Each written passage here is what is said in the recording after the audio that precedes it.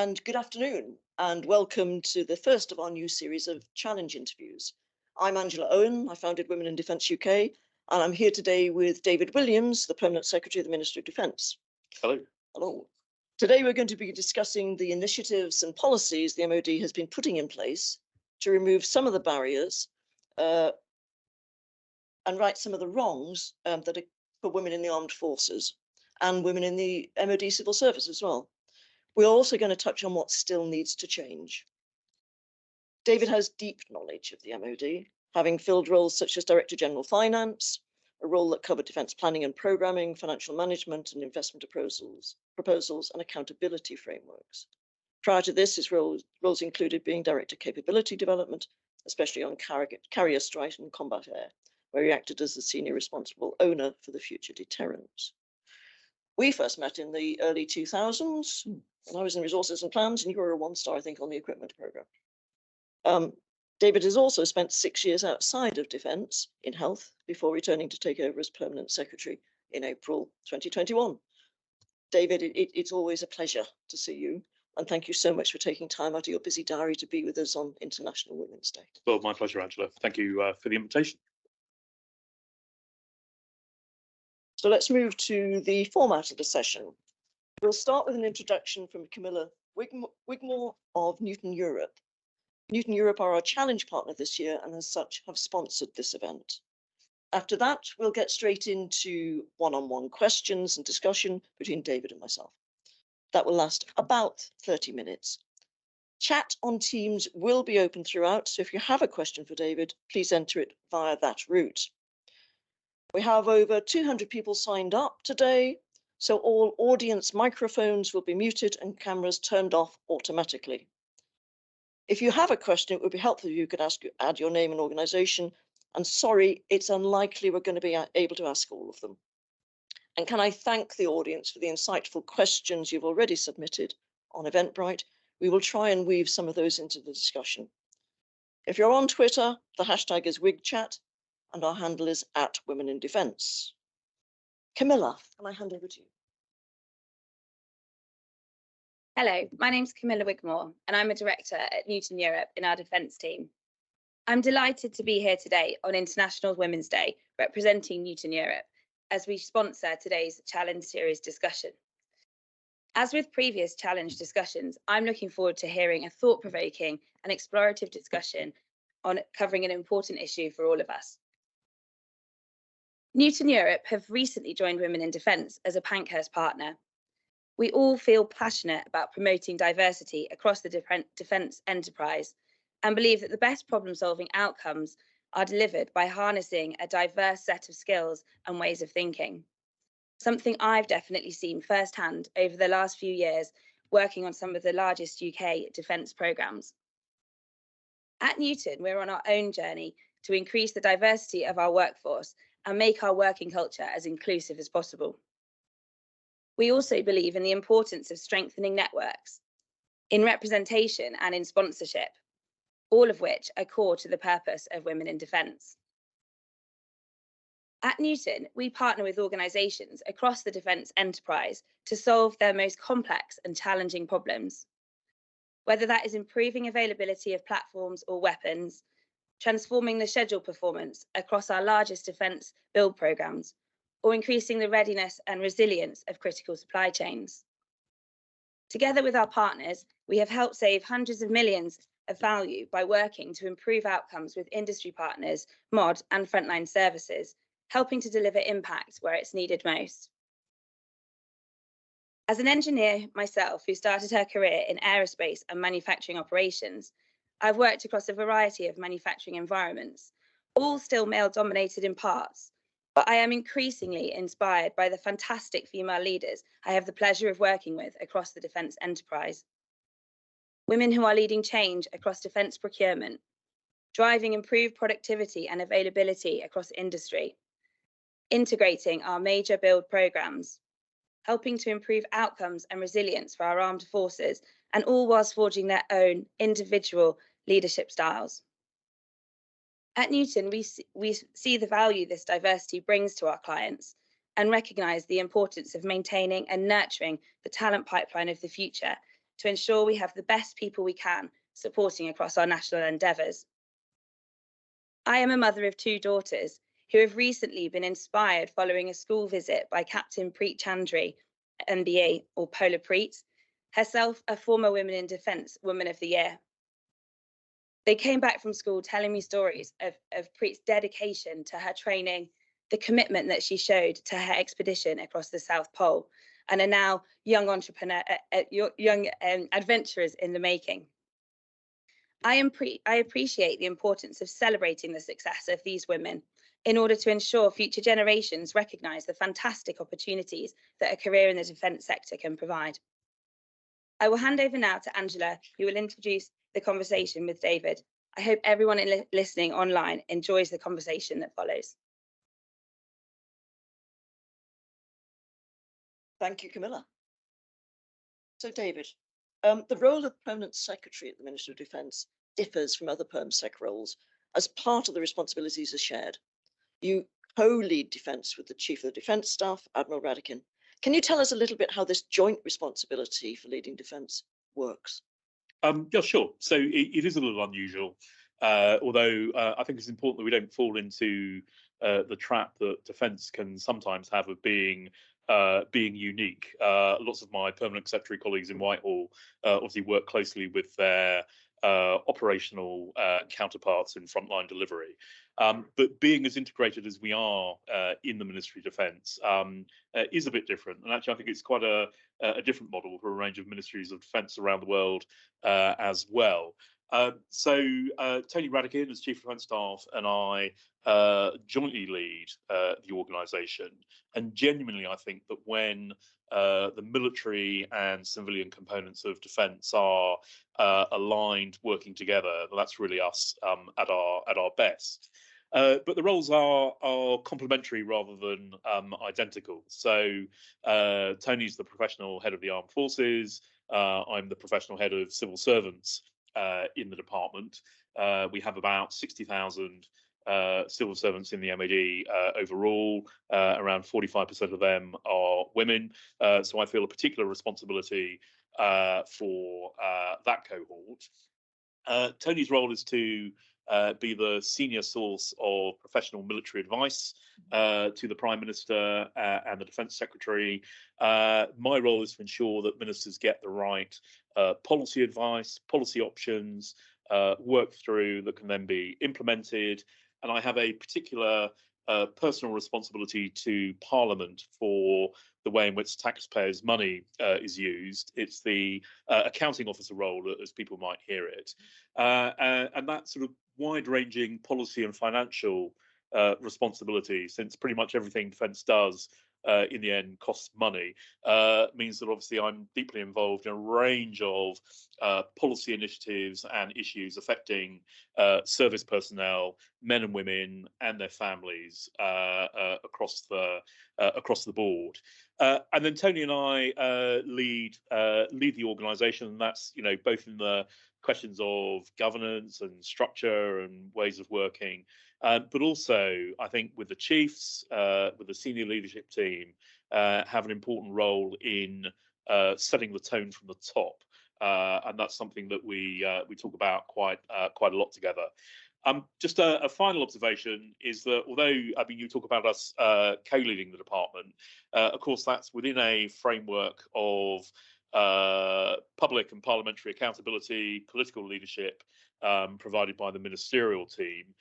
So I tend to think about the role of Ben Wallace as Defence Secretary, his ministerial team, and then the Chief of Defence Staff and me. And I think we are quite fortunate with the ministerial team that we currently have, of having a set of ministers who have shown both a deep and persistent interest, certainly in my time in the department over the last 2 years, in the questions of women in the armed forces in particular, and their lived experience and what we can do to improve that.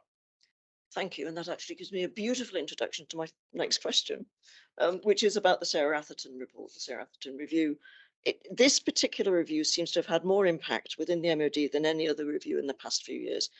Topics it's covered: bullying and harassment, women's health, uniform. Can you tell us some of the changes that have been put in place as a result?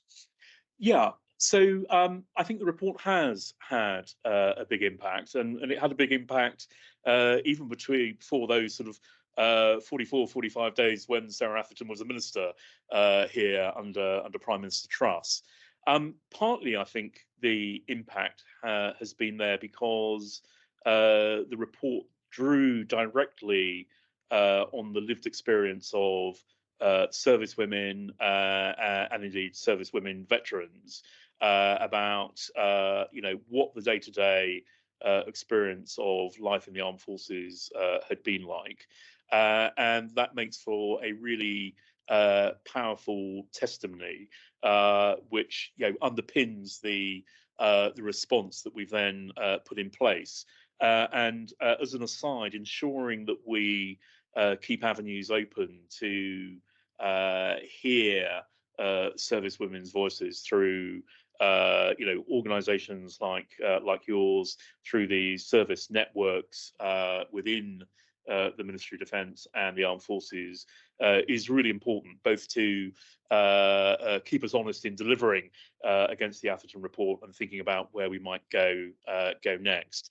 So, look, the Atherton report made a whole range of recommendations, and we, as a department, largely accepted those. There were a few minor exceptions, but the range of changes stretch from changes, improvements, overhauling the service justice system, the service complaint system, thinking about having a really clear zero tolerance approach to sexual assault, sexual abuse, broader sexual offences, and that's the sort of policy work that we put in place last summer through supporting service women to voice complaints and feel confident they will be supported when they do that, through to really practical day-to-day things which are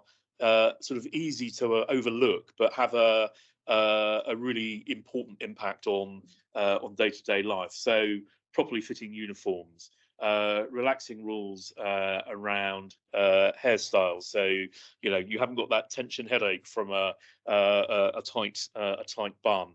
Making sure that there's access to properly fitting body armor and protective equipment. So a range of issues there, a range of initiatives as well focused on family life, an introduction of quite a successful, I think, wraparound childcare offer, thinking about defence family strategy, how that plays into our provision of service accommodation. So a really broad range of initiatives, some really quite hard edge and crunchy, some at the softer end of the spectrum.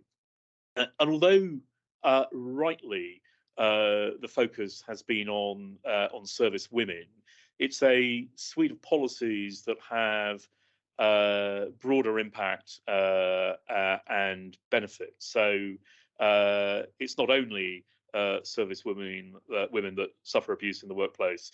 It's not only service women included that have parental responsibilities or live in our families' accommodation. So the focus is clear, but actually the benefit of a range of the changes that we've made, I think, are further reaching and all the more welcome for that. Part of the changes is to create a defence serious crime unit. Now, some will say that this hasn't gone far enough, that serious crimes such as rape should be dealt with by the civilian courts. What's your view on that?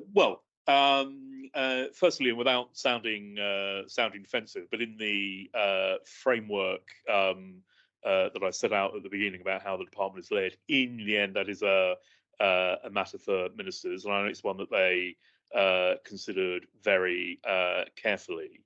The view here is partly about getting equity of investigation and treatment across offences committed in the UK and abroad, but backed up by creation of the Serious Crimes Unit. We are launching this month a victim and witness support unit, making sure that we have female representation on courts martials, particularly where they are taking cases of a sexual nature, making sure that it's possible for servicewomen to raise complaints outside of the chain of command. So the view taken here in the balance was that strengthening and working within the service justice system that we were overhauling was the best way of delivering on the intent. But of course, people will want to see, as we will ourselves, how that works out in practice. Have you ever had to call out harassment in any way? So not of that type of serious serious offence, but within the workplace, yeah, you see examples of inappropriate behaviour. Often it can be the sort of the micro behaviours of talking over people or making assumptions about someone's perspective, or not bringing people into a conversation. And of course, as the sort of senior leader, as the permanent secretary, sometimes those are conversations that you need to have with very senior colleagues. So it's part of the role. And look, it's not always comfortable, but it's important in well, it's that setting the tone from the top, that people can see that you are not simply saying what needs to happen, but you're doing it as well. You're following through. Yeah. I mean, you talked about victim and witness support. What's still on the to-do list as a result of the review? Is it largely done and dusted? So there are well, it's not largely done and dusted. I mean, we've made lots of progress against lots of the recommendations. If you want a sort of a personal perspective, rather than the, you know, here are my sort of rag ratings against the individual recommendations, I think the challenge for us is getting beyond the implementation of the specific measures into really understanding the impact that they have had. You know, particularly in an organisation as complex and large as the MOD and the armed forces. Publishing a policy, publishing a handbook, you know, on the MOD website does not mean that the behaviours in a unit or a subunit change overnight. So if I think about the sort of zero tolerance policy, on the latest figures I've seen, we have discharged around 30 personnel since that policy was introduced last summer, and that's a good indication that it's beginning to have some impact. But we want to monitor the level of complaints that we're getting. We want to understand how that's then being handled in individual cases. Are the discharges that we've expected to see then following? And quite apart from those sort of hard metrics, back to my sort of opening point about the importance in the Atherton review of that direct lived experience. Does it feel different? Does it feel better to our service women? And look, my sense from conversations is that in comparison to where we were when the Atherton review came out, we have made lots of good progress. Does that mean that we still have much further to go? Yes, of course. But it's been a good start. But we've got to sustain it, and we've really got to think through: is it having the impact that we expected, rather than simply done that tick and move on? So that's where I would put my focus. So I suppose if the number of complaints increase, actually that's a good thing, because people feel they can complain.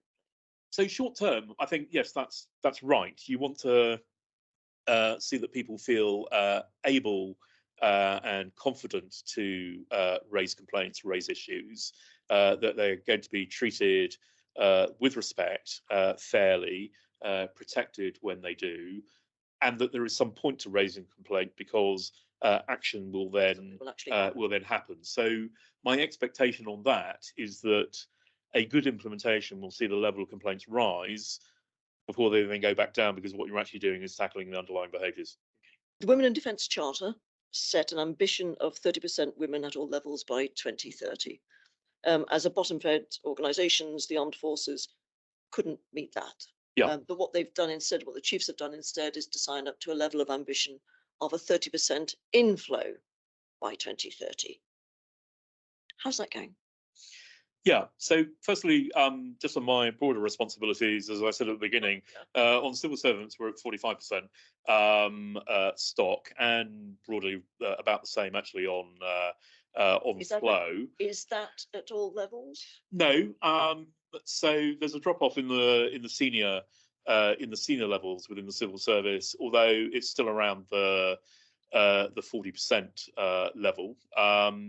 If I think of the senior hires, and it's an easier world to operate in the civil service. If I think of the 5 core permanent hires I've made at Director General, so that's sort of 3-star level for a military audience, into the main MOD department over the past year, 4 of those 5 appointments have been women. All of our candidates at the Director to DG development program level that the Cabinet Office runs are women. So there's definitely something for us to get after there. There's something as well in the lived experience. We can maybe talk a bit about some differences in the people survey results that we get if you like. But we are with your ambition on the civil service side of things. On the service side, the armed forces, look, I think it's right that a focus on inflow is a way of setting both a stretching target, but giving something that an organisation that is essentially, as you say, recruits at the bottom of the officer or the other rank hierarchy can get after. I don't think we should be under any illusion that those are really quite challenging targets. And we launched it in a world just coming out of COVID, where labour market and the impact on inflow and outflow has not necessarily been normal. So look, at the moment, the stock of women in the armed forces is around the 11% mark, and the inflow is about the same. There's a bit of variation between the services. So to get to 30% by 2030 is going to be a tall ask. I detect in the current group of chiefs and in the personnel organisations that they're running a real determination to get after that. I don't know whether today I can confidently say that I think they will hit it. The important thing for me is that we make, I think, enough progress, and I know this is a point that Women in Defence have talked about, is to make enough progress on inflow, not to get to proportionate representation, but to get enough of women into the armed forces for the look and feel. It's to hit that tipping point, that critical mass. Yeah. I was searching for the phrase to get that critical mass, so that actually some of those questions about longer term culture, behaviours, do you have to blend in, or can you be yourself, become much easier to address if you're not the only woman in a section or the only woman in a project team. So I think we will make good progress towards that critical mass. Whether we're actually able to hit the 30 by 30, I don't know, but we should have a really hard go at it. So this may be an unfair question because you may not be cited on this, but I'm going to ask it anyway. There's an Albert Einstein quote: "We cannot solve our problems with the same thinking we used when we created them." What's the new thinking to try and hit this level of ambition? So there's something for me about the way in which we are doing our recruiting. I was going to talk a bit about this in the context actually of equality to equity. I think there was quite there's quite an interesting campaign that the army ran last year. It may still be running on the sort of just soldiers. There aren't female soldiers. There are just soldiers. Now, I think that sends, at the level of organisational maturity we're at, that sends a really important message about our confidence in women's ability to get the job done, to be soldiers, to be service personnel. But for me, it's in that equality mindset. Yes. Where I would really like to get to is the point where what we're really valuing is the distinctive contribution that service women bring. Do they lead in a different way? Do they approach problems in a different way? But we've got to think about the foundational stuff of at least being clear about, we're not going to stand for discrimination. Careers are open, but fine. There's definitely something for me. This is sort of within the system about active mentoring, about as the number of women in more senior roles grows. The role model, how you persuade people to stay in the service and move through that hierarchy. We've got to make sure that our language appeals to the next generation of recruits. Obviously, we tend to talk to people who are serving now or who have served previously. We've got to make sure that we are thinking about the people that we want to attract over the next 5 years and beyond. And I think there is also something for us about necessarily the response to the Atherton report, the report itself, focused on those things that need to improve and need to get better. And that's perfectly understandable. And our response is definitely in that space. And, there's lots that we still need to do. But actually, we have, a range of really great, interesting, demanding, rewarding careers open to service women. And we need to make sure that we are, in our external messaging, as we're thinking about recruitment, we're thinking about hitting that inflow target, getting the positives out there as well. I was at an International Women's Day event earlier this week and heard Professor Rosie Campbell, who's the director of the Global Institute of Women's Leadership at King's. And she commented, and I haven't had a chance to follow up with her, that there's some evidence that publicising targets, publicising that there is a recruitment target, or there is a target to, for the number of women, actually gives women the message that they're wanted. Yeah. Helps recruitment. I will follow up with her, and if I find anything, I'll come back to you. And I agree with that. And I think, one of the value of the target is indeed that we are looking to shift our thinking, shift our approach, and be a more attractive employer, career, lifestyle support system to women from a broad range of backgrounds. You've just got to watch, though, that you're not getting into that, imposter syndrome of people have been recruited because you've got a target to hit, or people are being promoted, you've got a target to hit. We are recruiting people with the skills that we need for the future, and we are promoting great women with great experience and skills that we need as well. Yeah, I agree with you. Can we talk about positive action, please, in recruitment? It's been in the news recently. And my basic understanding, non-legal understanding of the difference between positive action and positive discrimination is that if you have 2 or more candidates who are of equal merit, it is lawful when selecting to take into consideration whether one is from a group that is disproportionately underrepresented or otherwise disadvantaged. Does that sound roughly right? So basically, if they're both equal, but one is in a minority in the workforce, you can take the minority. So it sounds roughly right, and let's not pretend that either of us are lawyers. And I think, if I think of the experience of the Royal Air Force last summer, the chief has put his hand up and said that they've got some things wrong. There is a cut-off point about what you can and can't do in recruitment by way of positive action, and what you can or can't do in employment. And part of the challenge I think the Air Force had last year was right on the cusp of that, and which set of rules applied. Look, the intent, I think, was positive.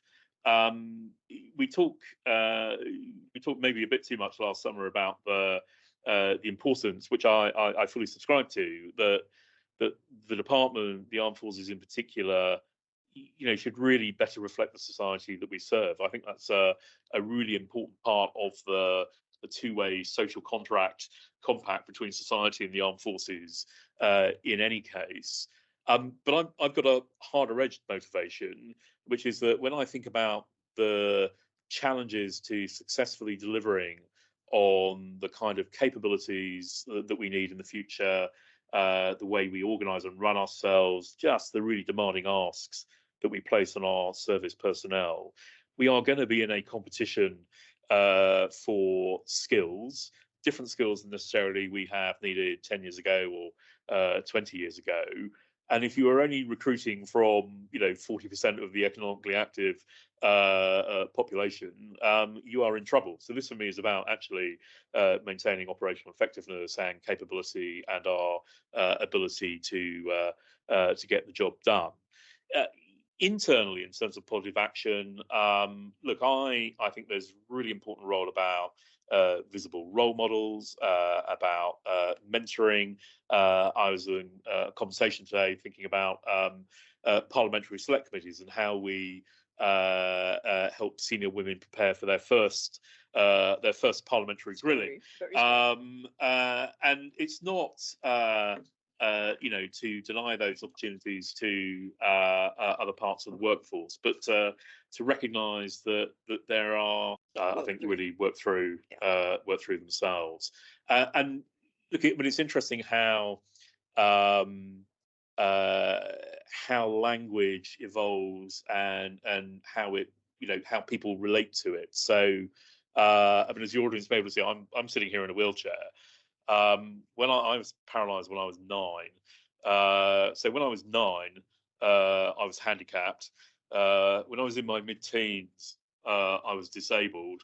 In my early 20s, I was a person with a disability, and I can't cope with being called differently abled because for me, it's kind of like you sort of rebel about whatever language you're called when you're 15. That was my lived experience, and whatever comes next, you're kind of all right with. I have no idea what 15 or 20-year-old people using wheelchairs want to be called. So it can be very personal as well as being a really important institutional or organisational signal. So the armed forces have introduced flexible working, alternative working arrangements, a form of flexible working. How popular is that proving to be? And do you have a sense of how many men have taken it up? I don't actually, although it is one of those examples for me of a policy that we may initially have thought about in the context of the offer to service women, but which you would expect to have broader appeal. I think, look, partly reflecting a whole range of national experience during COVID, which accelerated a shift to hybrid working, more flexible working hours. We've seen that, and there are definitely opportunities for that in the armed forces. I detect a bit of a falling back, not so much in its popularity, but in how institutionally we see its place in the way in which we're doing our work now that COVID is less of a present threat. But again, if I think about how we're going to attract the generation of the future, an expectation about flexibility, about the ability to job share, and we are, running pilots and trying that out in the services. I would expect it to be, a consistent feature of the offer going forward. I find it hard to judge at this point how commonplace it will be and how widespread the offer will be taken up. But it does seem to me this is not simply just something for women. It is definitely something for service personnel in the round. Um, let's continue on that theme, actually. But what I'd like to focus on is the gendered split of responsibilities in childcare. and forgive me, this is my soapbox at the moment. Okay. There's a new book called The Equal Parent, which takes a slightly unusual view of the childcare split, as it's written by a man in a same-sex marriage. Okay. And their frustration is that childcare is still seen to be a woman's responsibility. So the examples that they give are that he and his husband seem to be unable to get the NHS to change the next of kin to them. It still has to be the surrogate mother. More day-to-day examples of changing rooms are all, nappy changing rooms are always still in women's loos rather than men's. And their frustration at being praised for being a hands-on dad if they go to vaccinations with their son or anything like that. But on the other side of the coin, this expectation that childcare is a woman's responsibility is still reflected in company and organizational policies, leave policies, career structures, working practices. You know, it's the woman who is still largely expected to take time out of their career across the UK, not just in defence, to deliver childcare.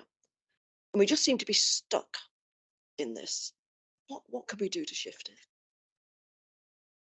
Well, I think you asked probably a broader question than simply one for the MOD and the armed forces. And although there are exceptions, on the whole, my experience of this place is that it's probably at the socially conservative end of the spectrum, and we'll get there eventually. But it is not always groundbreaking. I think, look, the wraparound childcare offer that we've made has had good take up, is really aimed at sort of just preschool, but primarily school age children. So it doesn't really address the previous part. We are being, I think, more flexible. We're changing our approach to, access to service family accommodation to reflect different family makeups, and thinking about, entitlement based on family need rather than rank. Now that's kind of at the margins. I mean, I think that's not a kind of cultural or societal change that you can impose top down. The question is how we respond to demand in a world where in the families that we support, sometimes the service person will be a man, sometimes it will be a woman, sometimes it will be both.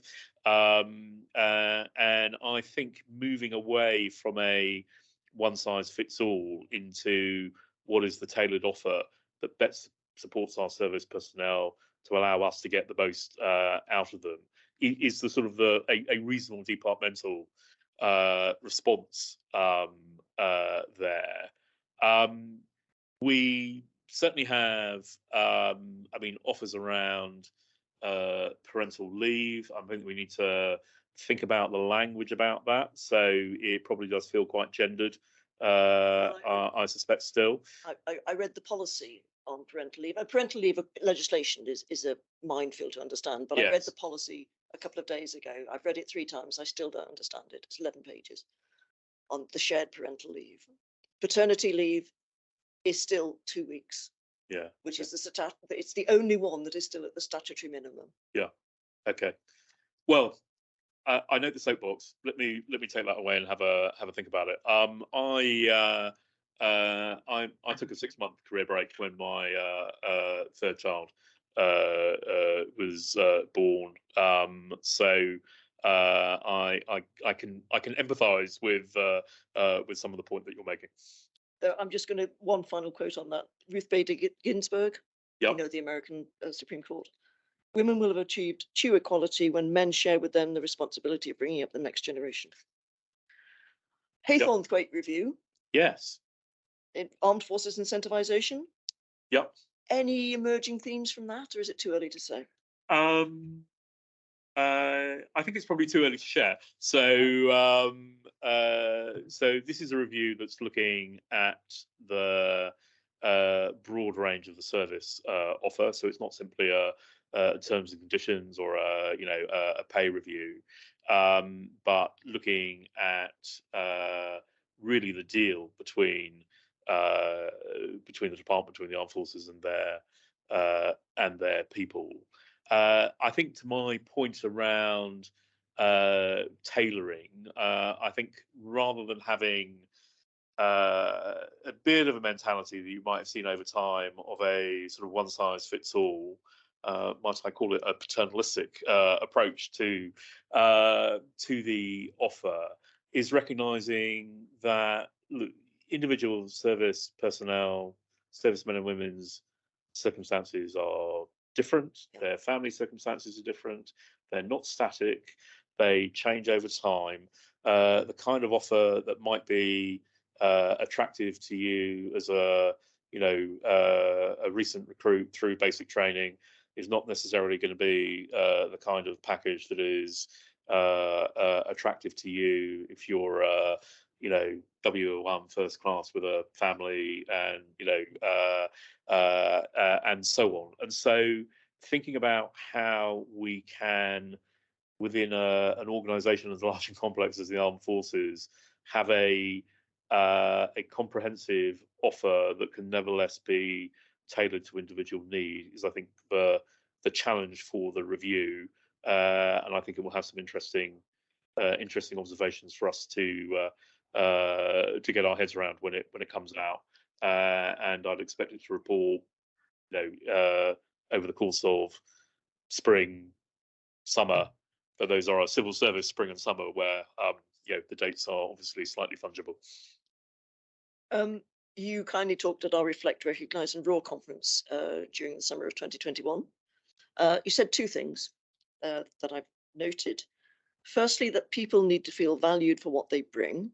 And secondly, that women were a minority in the senior civil service in the MOD, and the ambition was for a balanced executive by 2025. You may be there. I don't know, because you were talking about recruiting women at senior levels. Are women valued in the MOD? So, I mean, it's a good question, and I think my I don't mean this to sound evasive, and I'll unpack it in a minute. I think my answer is yes and no. So it's really back to my point. Look, we were talking a little bit about equality and equity.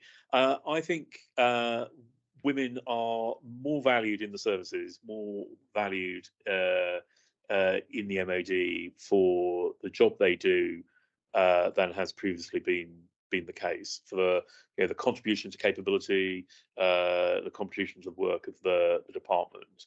But back to that diversity, that equity point, I think there is more for us to do in valuing women for the contribution that they make as women. I've said this to you previously, Angela, but when I was interviewed for this job as permanent secretary, you were asked about diversity and inclusion. And look, my personal perspective as a long time wheelchair user is that I don't really want to work for an organisation that says, Mr. Williams, great CV, good news, we've completely overlooked the fact that you're in a wheelchair and would like to hire you. I want to work for an organisation that says, Mr. Williams, great CV, the fact that you're in a wheelchair means that you're going to have a different perspective on some issues that are really important to us, and we can see how we can get that contribution, that distinctive Williams angle, will bring something to our team that will make us stronger. So it's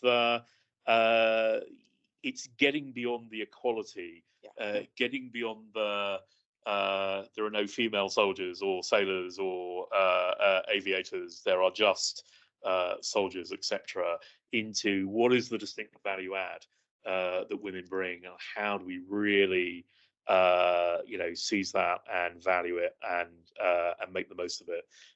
That's where I think we need to go in the future. Thank you. We've got about 10 minutes left, so I'm going to take some questions that are coming in from people listening. And if there are questions, I mean, there are going to be questions that we don't get to. If you want to put them to me afterwards, and I'll come back to you offline. Happy to do that. Appreciate that. Thank you so much. So one that came in earlier, Joe, who's a civil servant, what top 3 things will you do to support civilian women working in defence? Okay. So I think there's definitely something for me about active mentoring. Though, interestingly, in our people survey results, women are more positive about the learning and development offer in the department than men are. There's something for me about using temporary promotion, other opportunities, whether it's sort of shadowing, getting into short-term task force, to make sure that people are getting a breadth of skills and experience at a more senior level. And then I think there is just that point about setting the tone from the top. Micro behaviours, even though the MOD civil service is more balanced and not far off gender balance. There are fewer women here than there are on the whole in other government departments, and it can still be quite a blokey culture. I kind of want women to come and be themselves here, not feel that they have to blend in or fit in, or outdo their male colleagues in how they're approaching it. That's the measure of success, I think. Be authentically themselves. Authentically themselves. And valued for that. Yeah. Another question from Deanna, who is also a civil servant. What advice do you have for women that have the confidence to speak up for themselves, who are repeatedly ignored or told it's not their place to have an opinion? Well, yes, okay. So one, definitely speak up. And look, I know that can be difficult, and it can be wearing, wearisome. But one, I mean, if you've got the confidence, do absolutely speak up. Think about how you can get friends and colleagues to call out inappropriate behaviour. I worked briefly in the Department of Health with a senior woman from an Indian heritage, and she would start each meeting by saying how her name was pronounced.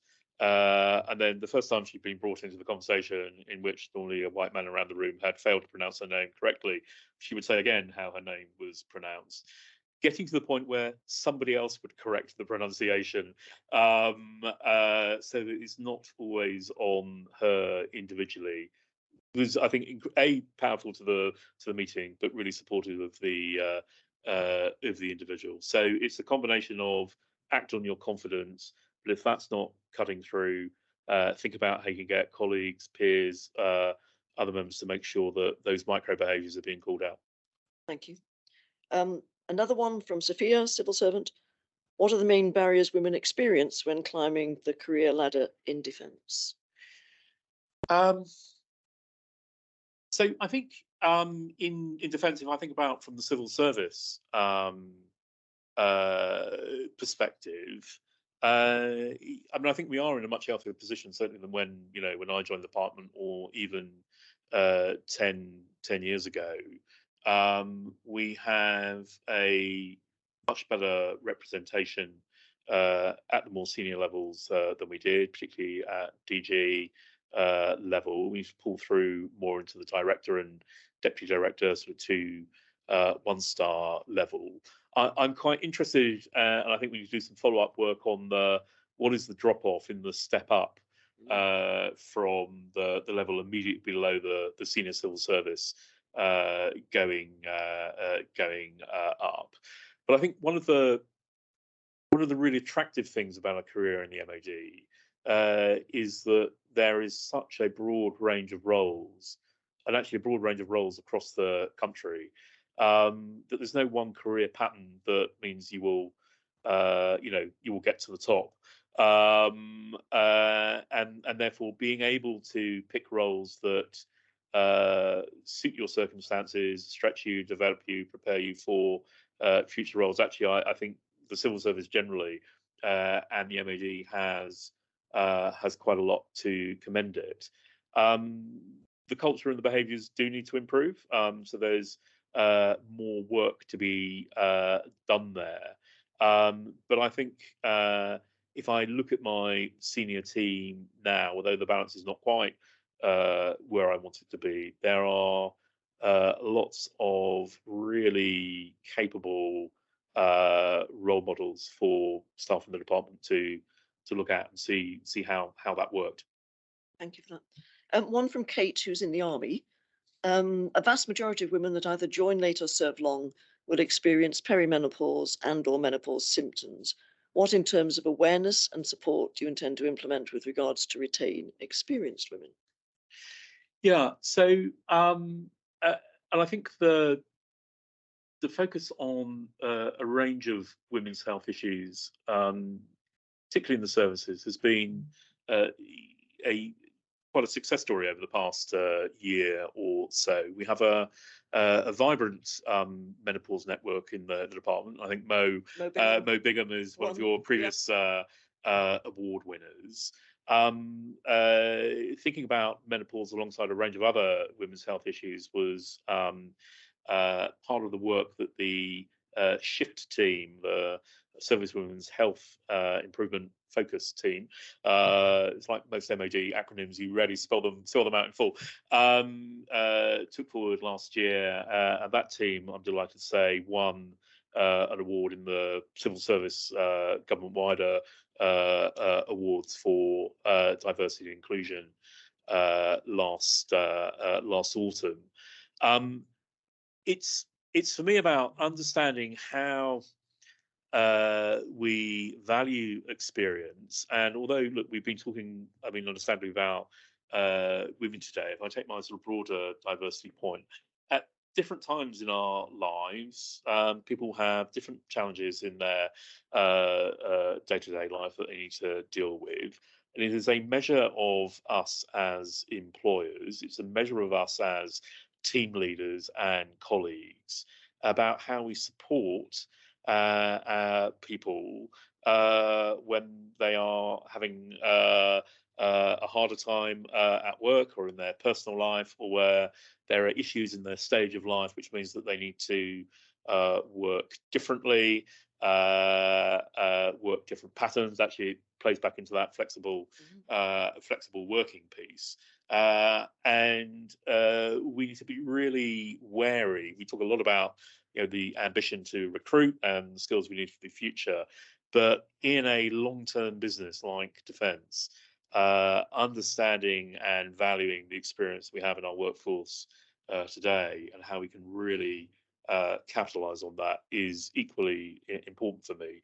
And so I think there are a range of things there about both how we recognize some of the issues that women going through the menopause or post-menopause will have, what that means for the setup in the office, what it means for working patterns, what it means for support around them.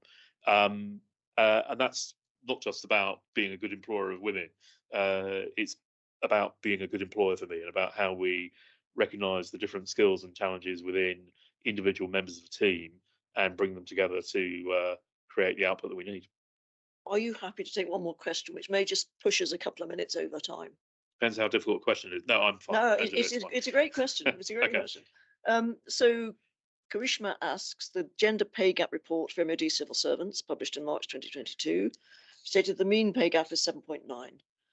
There's been much discussion on striving for equality. So what's been done to bridge the pay gap?